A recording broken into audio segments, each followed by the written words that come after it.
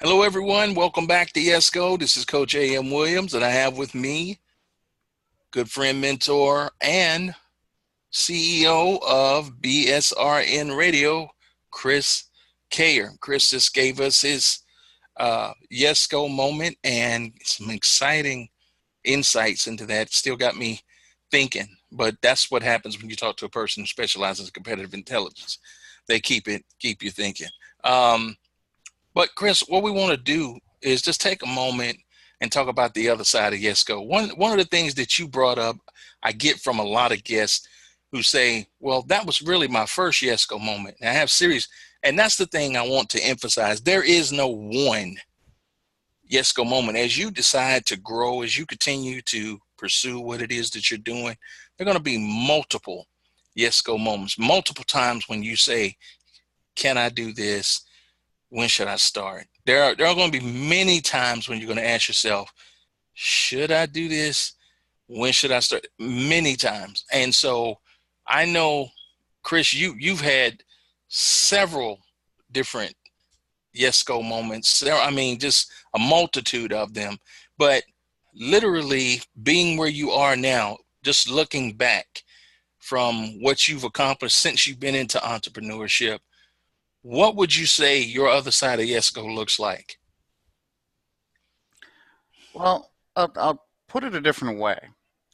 Do you know the story of Benjamin and me and we bought a zoo? Yes.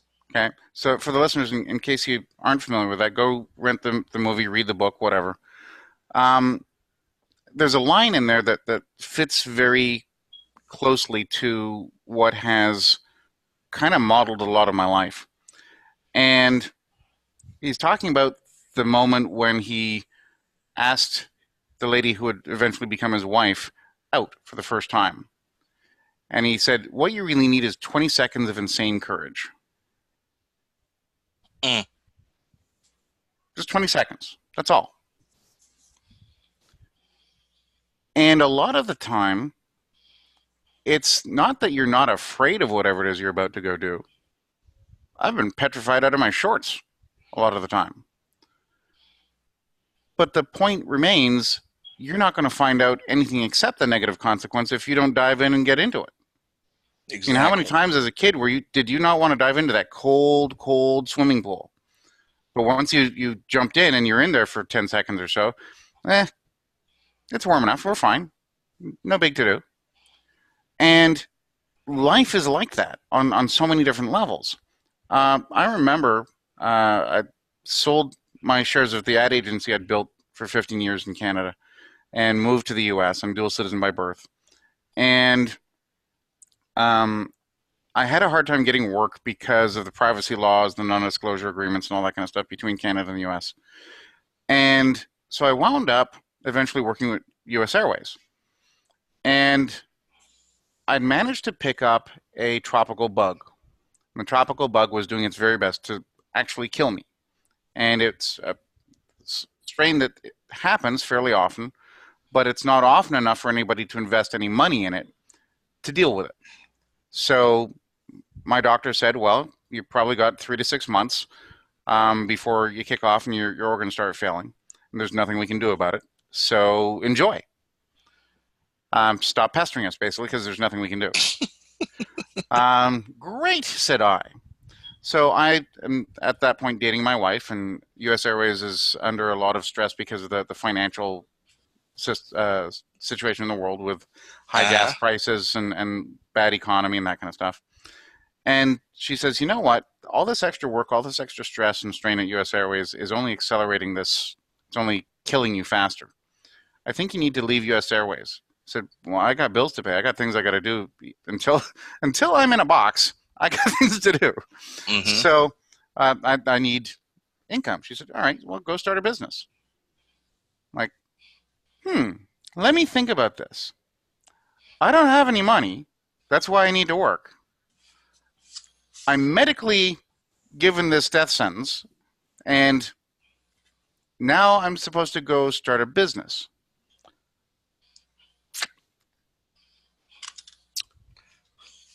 Hmm. Well, what's it take? off we go. So that's my daughter in the background. Yeah, that's entrepreneurship, man. And the point was, in doing that, I managed to save myself from one set of stresses by dealing with a different set of stresses that had positives to them, that were bringing some awesome opportunities to other people where I could solve their pains. And my first client was guerrilla marketing, so I managed to do a lot of good work with their client base. Did a lot of other work with other companies as well, and it kind of saved my life to a certain degree. Mm-hmm. But that was a yes go moment. Should I do this? And when should I start? Well, the when should I start? I only got 6 months here, and that's if I'm lucky. So I don't have a lot of putting this off. And should I do it? Well, going to croak either way. Might as well give it a shot. Well, man, that story is so interesting. I'm thinking about a story I had with the lady. I mean, God knows, man, she's very dear to my heart. But she told me, she said, "I'm not the smartest person. Matter of fact, I didn't go to school, but 2 days, and one of those days I was absent. But the one day that I was there, this is what they taught me." Yeah. Just to break it down and make it as simple as it could be, but just the wisdom that would come from that. And I have such an appreciation for your story because you know yourself, roughly about 9 years ago now, Mm-hmm. I was told I had 2 weeks Yeah. to live. I didn't get the luxury of those 6 months. You know, he was like, "No, you got 2 weeks." I've had those conversations too. I've been told 8 different times by doctors I wasn't making it back.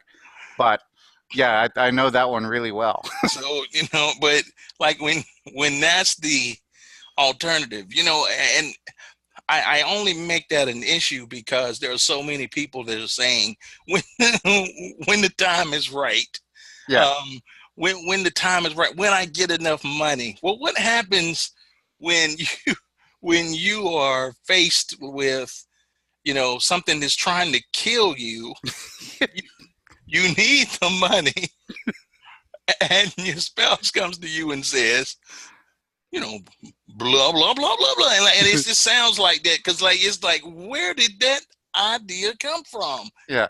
But ironically enough, it's the thing that takes you to your next level, and it's quite apparent that it was a step in the right direction because you're here with me today. That's right. So, you know, other side of Yesco, man, that's about the best story that I've had on here with it. It's been like, wow, that is huge. Chris, I want to take a moment and just thank you for your insights. Anytime I have a conversation with you, man, it's always nuggets Anytime. and just treasures and things. But I'm so glad to have you on the show to bless our audience, to allow them to hear the guy behind this great organization. Just take a moment and tell us about what you can share, because I know there's some things going on that you're not at liberty to share, but what's going on with BSRN Radio? Well, the Business Speakers Radio Network is growing, and we're launching a number of additional radio stations in the not too distant future. We're trying to recruit as many hosts as we can in a variety of different station archetypes. So we've got a sports station that's going to be launched. We've got a home life station. We've got a talk station that's got a country music background. We've got a station that's live now called HHG Radio, Hard Hitting Games Radio, that has music and talk and game shows and all sorts of other stuff that goes with that. We have mobile apps coming out the wazoo in very short order.